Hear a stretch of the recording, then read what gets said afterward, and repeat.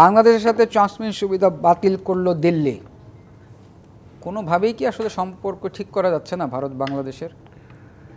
বাংলাদেশের সাথে ভারতের এই সম্পর্কের টানাপোড়েন এটা তো অনেক আগে থেকে, এটা তো নতুন কিছু না। ভারত একটা বড় দেশ, এই আঞ্চলিক একটি শক্তি, পরাশক্তি না হলেও একটি শক্তি। আমাদের চারপাশে ভারত, 4100 কিলোমিটারের বেশি সীমান্ত হচ্ছে বাংলাদেশের সাথে ভারতের। এটা চলছে এবং দেখা যাচ্ছে যে ভারত আমাদের দেশে এই জিনিসগুলো করে সরকার মানে চিন্তা করে, কোন সরকার থাকছে তার উপরে নির্ভর করে ভারতের সিদ্ধান্ত। এবং আমাদের অভিজ্ঞতা থেকে আমরা দেখে আসছি যে বাংলাদেশ হবার পর থেকে যে শুধুমাত্র আওয়ামী লীগ সরকার ক্ষমতায় থাকলে তারা বাংলাদেশের সাথে একটা সম্পর্ক তাদের মতো করে বলা চলে যে তারা ভালো রেখেছে, আর অন্য সরকার আসলেই তারা সম্পর্কটাকে অন্যদিকে নিয়ে যাওয়ার চেষ্টা করে। তখন বাংলাদেশে জঙ্গি আবিষ্কার করার চেষ্টা করে, বাংলাদেশে আইএসআই আবিষ্কার করার চেষ্টা করে, এবং বাংলাদেশের সাথে যাতে এমনকি মার্কিন যুক্তরাষ্ট্রের সম্পর্কটাও যাতে ভালো না হয় সেদিকটাও তারা সামনে নিয়ে আসে এবং বিভিন্নভাবে চেষ্টা চালায়। আরেকটি বড় জিনিস হচ্ছে যে চীনের সাথে সম্পর্কটা, চীনের এই সম্পর্কটার কারণেই বাংলাদেশের সাথে এই ভারতের সম্পর্কটা বারবার একটি হোঁচট খায় বিভিন্ন বিষয় নিয়ে। তিস্তা প্রজেক্টও সেই কারণে হোঁচট খায়, ট্রান্সশিপমেন্ট বলেন বা অন্যান্য বিষয় বলেন সেগুলো হোঁচট খায়। তো এখানে যেটা মনে করা হচ্ছে যে সম্প্রতি আমাদের প্রধান উপদেষ্টা চীন সফর করেছেন, চীন সফর করার পরে চীন মংলা বন্দরের প্রতি আকৃষ্ট হয়েছে এবং সেখানে চীনকে বিশেষ কিছু সুবিধা দেওয়া হবে, আগে যেটা বিগত সরকার ভারতকে দিয়ে এসেছিল। তারপরে চট্টগ্রাম বন্দরের ব্যাপারেও আলাপ আলোচনা হয়েছে, আমাদের সাথে বাণিজ্যিক সম্পর্ক, এবং একটা সবচেয়ে বড় বিষয় যেটা ভারত লক্ষ্য করে সামরিক সম্পর্ক। বাংলাদেশ সশস্ত্র বাহিনী 1975 সালের পরে যখন এটার আকার বৃদ্ধি পায় এবং এটা শক্তিশালী হওয়া শুরু করে, এটার পুরোটার বেশিরভাগ অবদান হচ্ছে চীনের।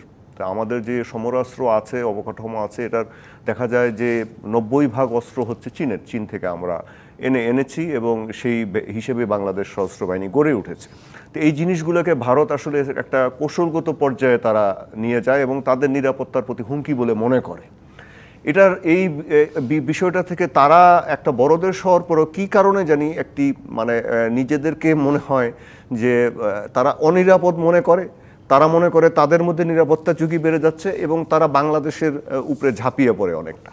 তো এই যে মংলা মানে যে নেপালের সাথে বা অন্যান্য দেশের সাথে যে ট্রান্সশিপমেন্টের ব্যাপারগুলো ছিল, যেগুলো ল্যান্ডলক কান্ট্রি আর কি, নেপাল তো ল্যান্ডলক কান্ট্রি, বাদ বাংলাদেশের বর্ডারের থেকে এটা 45 কিলোমিটারের মতো একটা ভূমি যেটা আমরা ব্যবহার করতাম ট্রান্সশিপমেন্টের জন্য, মানে নেপালও ব্যবহার করতাম, আমরা ব্যবহার করতাম।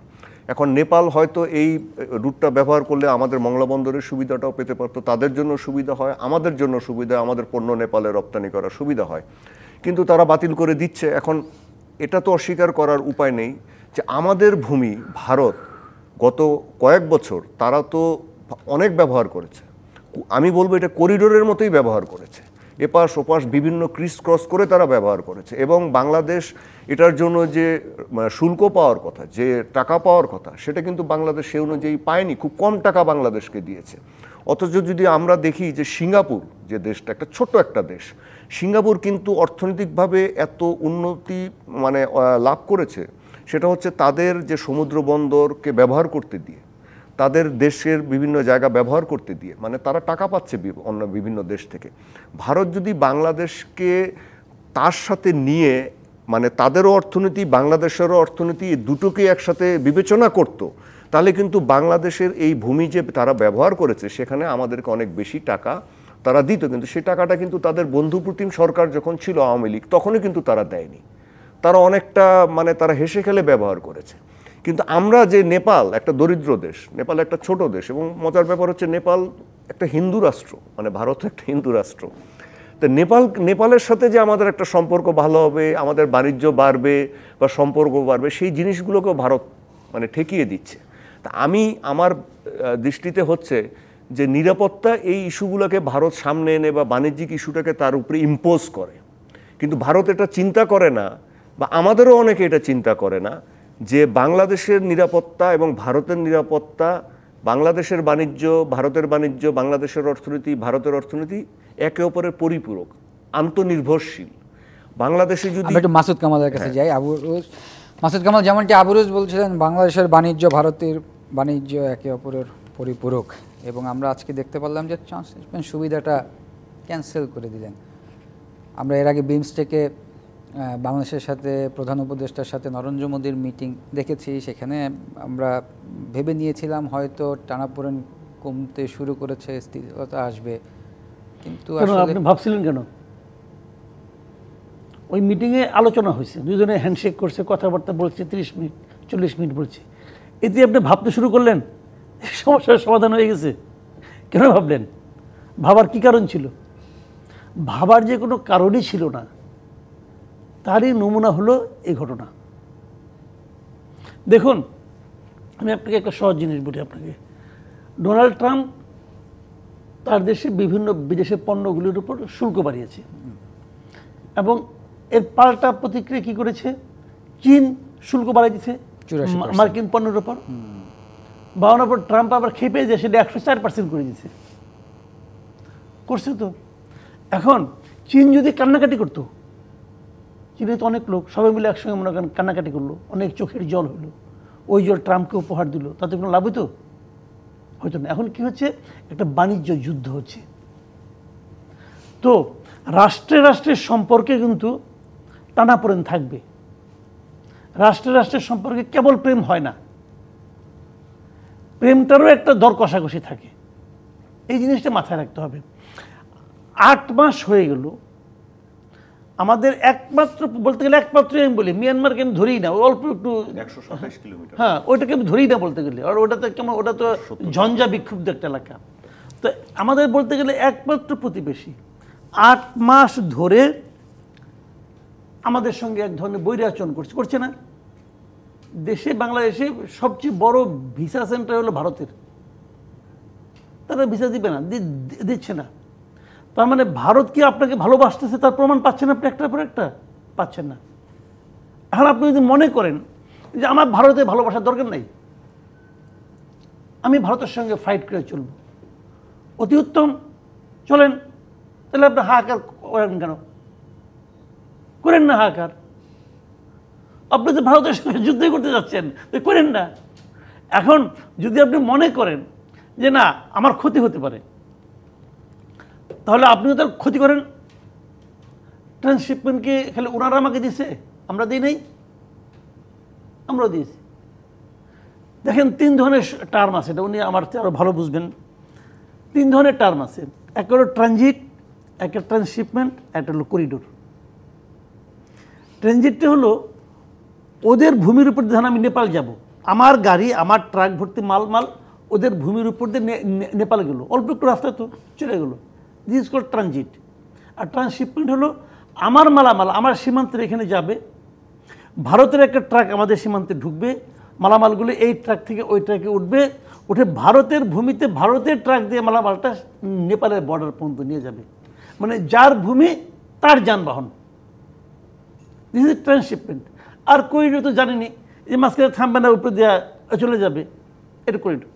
এখন ট্রান্সশিপমেন্টের মাধ্যমে ওরা কিন্তু একটা শুল্ক পায় এখানে, তারা নিবে না, তারা আমাদেরকে যাইতে দিবে না। আমরা ভুটানে, এবং যে কথা উনি বললেন যে দেশটা স্থলবেষ্টিত, যে দেশটা আছে, যে জায়গাটা, যেমন আপনার নেপাল, তাকে ট্রান্সশিপমেন্ট দেওয়াটা বিশ্ব বাণিজ্যের রীতি অনুযায়ী বাধ্যতামূলক। এটার মধ্যে বিশ্ব বাণিজ্য আছে তো। মনে করেন যে আমরা বলি না যে আপনার একটা জায়গায় জমি কিনা বাড়ি করতেছেন, আপনি বের হওয়ার কোনো রাস্তা নাই, এটা হবে না।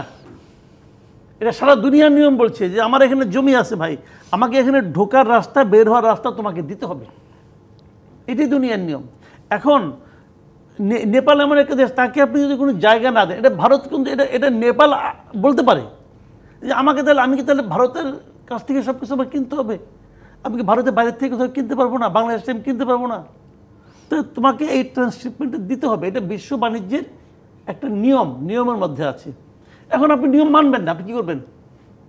যেমন আন্তর্জাতিক যত নদী আছে, আন্তর্জাতিক নদীতে উজানের যে দেশ, সে চাইলেই নিজের ইচ্ছা মতো ওইখান থেকে পানি প্রত্যাহার করতে পারবে না, এটা আন্তর্জাতিক নিয়ম। ভারতের নিয়ম মানে কোনো একটা নদীর ক্ষেত্রে, আমাদের যে 54টা অভিন্ন নদী আছে, কোনো একটা নদীর ক্ষেত্রে তারা মানে তো না। আমি কি করতে পারতেছি না, এই কারণে আমি বার্গেনটা করতে পারি নাই। চীন যেরকম 84% করে ফেলায়, কুকুরে করে ফেলাচ্ছি চিন্তা, আমি তো করতে পারছি না। আমি করি না কেন? আমি দুইটা কারণে করি না। এক নম্বর কারণ হলো আমি নত জানু, আমি তাকে ভালোবাসি, একতরফা ভালোবাসি, স্বামী স্ত্রীর মতো ভালোবাসি। এই স্বামী স্ত্রী ভালোবাসা দিতে দিতে আমি আর বার্গেন আমি করি না। এখন তারা যে পদক্ষেপটা নিয়েছে, বাংলাদেশ নিশ্চয়ই কিছু পদক্ষেপ নেবে। আমরা দেখতে চাই কী পদক্ষেপ নেবে। যেমন আমেরিকার ক্ষেত্রে বাংলাদেশ পদক্ষেপ নিয়েছে, আমরা চিঠি দিব, আবেদন করব, কাকুতি মিনতি করবে। দেখা যাক যদি সেটা তাদের মানে দয়া হয়, হয়তো কিছু হবে, না হলে কি করবে জানি না। এক্ষেত্রেও আমি বরং বলি বাংলাদেশের হাতে কিছু পদক্ষেপ নেওয়ার মতো সুযোগ আছে। আমরা কি ওদেরকে ট্রান্সক্রিপ্ট দিচ্ছি না? আমাদের মংলাবদ্ধ, চিটাং বন্দর ওটা ইউজ করতেছে না? ওদের মালামাল এখানে নামে আমাদের ট্র্যাক দিয়ে তাদের এই আপনার এই ত্রিপুরার দিকে যাচ্ছে না? যাচ্ছে তো। এখন যদি বাংলাদেশ কালকে বলে আমিও দেবো না ট্রান্সশিপমেন্ট, তখন দেখা যাবে যে কার বেশি ক্ষতি হয়, কার বেশি লাভ হয়। নিশ্চয়ই কিছু একটা হবে, আমি জানি না কী হবে। মানে আমি বলতে চাচ্ছি এইগুলিকে কূটনৈতিকভাবে হ্যান্ডেল করতে হবে।